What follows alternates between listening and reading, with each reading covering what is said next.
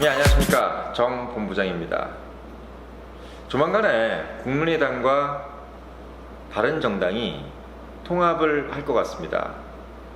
근데 제가 오늘 좀 드리고 싶은 말씀은 사실 젊은 분들이 이 두 당이 통합을 하는 거를 잘 이해를 못하는 것 같더라고요. 네. 예, 그래서 뭐 이 부분에 대해서 좀 조 팀장하고 이야기하면서 우리 젊은 청년들이 좀 이해하기 쉽게끔, 왜 텔레비전 계속 나오는데 텔레비전 계속 나오는데 솔직히 이게 무슨 얘기인지 그 얘기에 대해서 좀 이야기를 하고자 합니다. 일단 조 팀장이 보기에는 어때요? 텔레비 보면 많이 나오죠? 네. 네. 그 사실 자체는 아는데 내면의 이해관계를 모르니까 그냥 합칠 수도 있구나 이 정도에서 멈추는 것 같아요. 제 이해력에서는. 지금 봤을 때 청년들이 봤을 때는 지금 현재 이렇게 통합한 만에 이런 얘기들을 어떤 정도까지만 이해하고 있어요? 뭐 그냥 제 입장에서는 통합을 해서 그 당순이 낮은 걸 좀 높이려나 보다 이런 약간 기업 합병 이런 느낌 정도로만 와닿아요. 지금 사실 뭐 14일 날 전당대회를 한다. 1월 14일 날 뭐 이런 얘기가 지금 있고, 지금 지역 순회를 지금 하고 있답니다. 안철수 대표가. 그래서 뭐 제가 이제 여의도에서 영감님들하고 좀 식사를 하면서 들은 얘기를 좀 말씀을 드리면, 지금 그 국민의당 안에서는 상당히 많은 분들이 그 안철수 대표의 통합을 반대하고 있어요. 특히나 이제 호남 지역에 있는 국민의당 현역 국회의원들 및 그러니까 지구당 위원장이죠. 그분들이 이제 반대를 하고 있고, 또 안철수를 따르는 안철수 계들은 뭐 당연히 통합을 찬성하고 있는 거죠. 근데 지금 숫자적으로 봤을 때는 반대하는 사람이 더 많아요. 안철수가 마음에 안 들어서 그런 거예요? 아니면 그 당이 싫어서 그런 거예요? 사실 명분은 바른정당이 가지고 있는 이념이 국민의당과 맞지 않다. 예를 들면 네.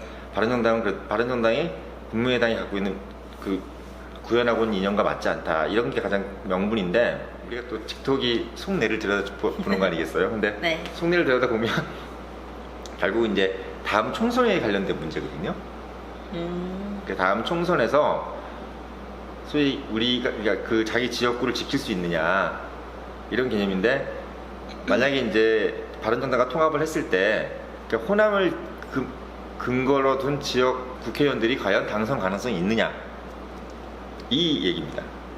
그러니까 말하자면 민주당에 있는 후보들과 경합을 할 거 아니에요. 네. 경합을 했을 때 바른정당과 통합이 됐을 때 이제 중도 성향이 이제 보수가 될 것이냐, 중도 성향이 뭐 예를 들면 중도 성향의 진보당이 될 것이냐 이런 개념에서 이게 헷갈린다는 거죠.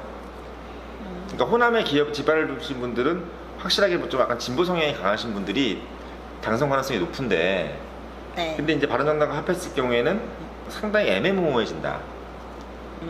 조 팀장이 아시겠지만 한국 사람들은 이거 아니면 저거잖아요.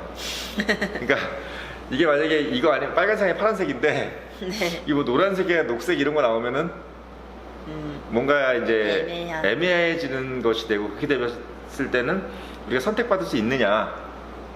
그러니까 어떻게 보면 우리가 여기 색깔을 한 번 더 강조하지만, 우리 청년의 힘의 색깔이 이런 어떤 연두색이라든지 뭐 또는 우리 오렌지색이라든지 하늘색인 이유가, 우리 청년들은 극단적인 걸 싫어하잖아요. 뭐 이거 아니면 저거, 좌 아니면 우, 뭐 진보 아니면 보수, 이런 걸로 이제 우리를 재단하는 시대가 이제 끝났어요. 청년들이 앞으로 우리가 청년들의 세대는 끝났는데, 지금 이 대한민국 사회나 지금 전 세계는 아직 청년만 살고 있는 세계가 아니잖아요. 기성세대도 살고 있고 또 노인분들도 살고 있고, 그분들이 다 이제 돌아가시면 이제 아마 이런 세상이 되겠죠? 네, 되겠지만 아무튼 그래서 아마 여러분들 같이 되게 유연하고 뽀송뽀송한 사고를 가지고 계신 분들 입장에서 봤을 때는 뭐 저게 그렇게 나쁜 건가? 이런 생각도 가질 수 있을 것 같아요. 뭐 예를 들면 좌도 있고 우도 있고 중도도 있고 뭐 이런 게 좋은 거 아닌가? 뭐 다양한 이게 뭐 세 개가 아니라 뭐 5개면 좋고 뭐 이러지 않을까? 이런 생각을 가지고 있을 텐데, 지금 봤을 때는 이제 우리 청년들이 봤을 때는 이 현상에 대해서는 그런 식으로 좀 설명해 주면 돼요. 그러니까 안에 있는 호남 지역을 근간으로 둔 국회의원분들이 상당히 그걸 반대하고 있다. 민주당 후보하고 경합하기 힘들어서. 또 재밌는 것도 뭐냐면 바른정당에 계신 분들은 별로 이제 미칠 게 없는 게 국회의원 수가 몇 명 안 돼요. 지금 11명밖에 안 돼요. 11명밖에 안 되니까 뭐 이나 저나 다 똑같습니다. 뭐 합치나 안 합치나. 근데 어떻게 보면 안철수 대표는 또 어떤 생각을 가지고 있냐면, 여러분들한테 좀 말씀, 제가 사실 지난 대통령 선거 때 선거를 관망할 수 있는 자리에 있었습니다. 그래서 제가 무슨 그렇다 해서 어떤 정당에 가입돼 있진 않지만, 제가 말씀을 드리는 거는 제가 사실 그걸 딱 목도했는데, 안철수 대표는 지난 대선에서 본인이 상당히 전국적인 인물로 됐다고 확인하고 있어요. 스스로를 상당히 전국적 인물로, 자기는 국민의당이라는 당이 아니라 정말 좀 더 새롭고 좀 더 개혁적인 정당에 만약에 당이 됐었으면 훨씬 더 좋은 결과를 얻을 수 있었을 것이라는 생각을 하는 것 같아요. 그래서 이번에 어떻게 보면 그걸 실현하려고 하는 거예요. 그러니까 바른정당과 합프로서 완전하게 우리는 중도당이다. 네. 중도적인 어떤, 그러니까 프랙티컬한 현실주의적인 어떤 그런 정당이다. 이제 이념을 극복했다. 이런 생각을 가지려고 지금 이렇게 합당을 하는 거예요. 안철수 대표는. 그리고 유승민 대표는 선택의 여지가 없어요. 예, 왜냐하면 어차피 11석밖에 없는 상황이기 때문에 원내 교섭단체도 아니고 20석이 넘어야지 원내 교섭단체입니다. 그래서 20석이 안 됐기 때문에, 지난번에 20석이 안 됐잖아요. 9명이 자유한국당으로 넘어갔기 때문에 11명밖에 안 되기 때문에 지금은 큰 의미가 없죠. 그리고 이제 국민의당도 지금 40석이 안 됐죠. 너무 무너졌어요. 30대 39석일 거예요 아마. 그래서 그런 식으로 지금 진행이 되기 때문에 뭐 두 당이 합해도 아주 많은 숫자는 아닙니다만은, 하지만 두 당이 갖고 있는 그 이미지를 완전히 다른 이미지로 전환시켜 보겠다는 게 지금 이 두 분의 공통된 전략인 것 같아요. 물론 동기는 틀려요. 안철수 대표는 이미 자기는 정적인 인물이기 때문에 자기의 인물에 걸맞는 정당을 만들겠다는 거예요. 나는 상당히 지금 이미, 나는 인물로서는 충분하다. 나는 인물로서는 이미 대통령으로서 충분한데 지금 나를 밀을 정당이 지금 시원찮다. 이런 거예요. 그래서 정말 나를 완전하게 서포트해줄 정당을 하나 만들고 싶다. 뭐 호남에 근간을 둔 것도 아니고 뭐 경상도에 근간을 둔 것도 아닌, 그냥 정말 지역에 근간을 안 둔, 어떻게 보면 상상 속에 있는. 근데 상상 속에 있진 않죠. 좋은 점은 뭐냐면, 만약에 이제 안철수 대표의 그 이상이 정말 정확히 맞아진다면 지역주의가 극복되는 거예요.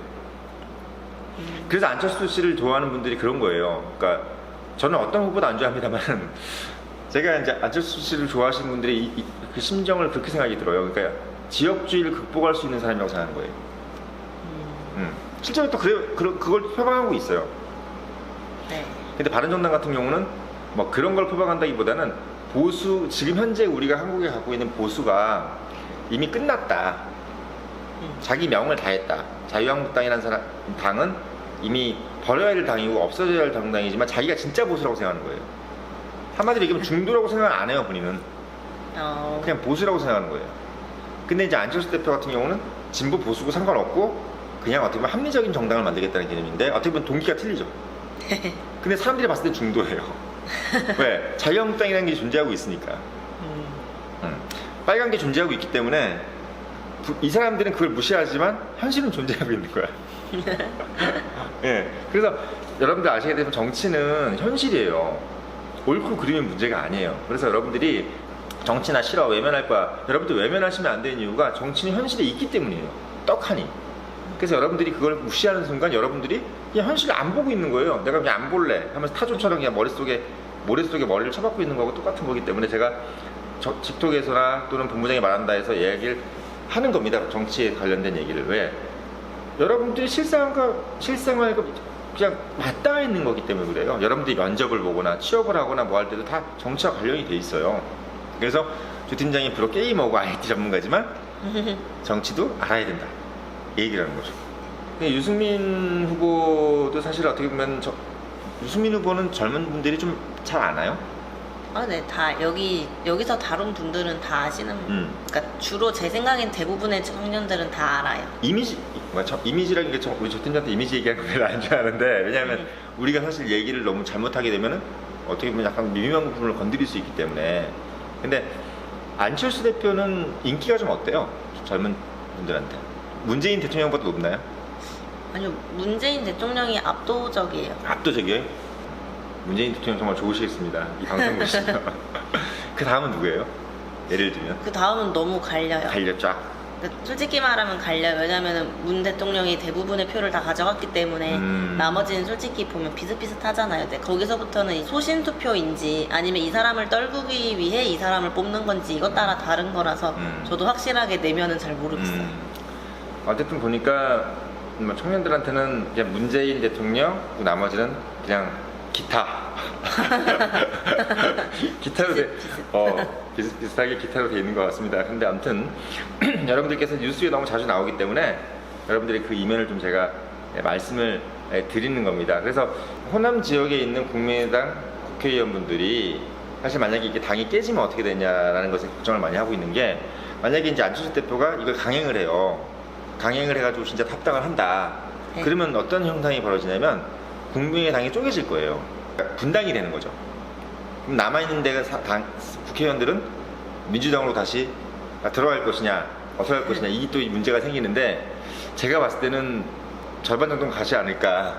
나머지 분들은 어떻게 될지는 모르겠지만, 제가 봤을 때는 결국은 이제 많은 분들이 관측하기에는 이제 민주당 쪽으로 들어가고, 이제 안철수 대표는 바른정당과 합당을 하고, 그런 식으로 해서 이제 중도정당이 탄생하는 것은 이제 기정사실화 되는 것이 아니냐, 이런 생각이 듭니다. 그래서 오늘 톡에서는 여러분들이 쉽게 지나칠 수 있었던, 좀 알고 싶지만 알고 싶지 것까지는 아닌 거예요. 아니요, 알려주면 저야 좋죠. 그래서 여러분들이 좀 잘 알 수 없는, 텔레비전 자주 나오는데 유심히 듣지 못하는 부분에 대해서 본부장이 이야기했습니다. 네, 오늘 바른정당과 국민의당 합당에 대해 쉽게 이야기해 주셨습니다. 정 본부장의 틱톡이었습니다.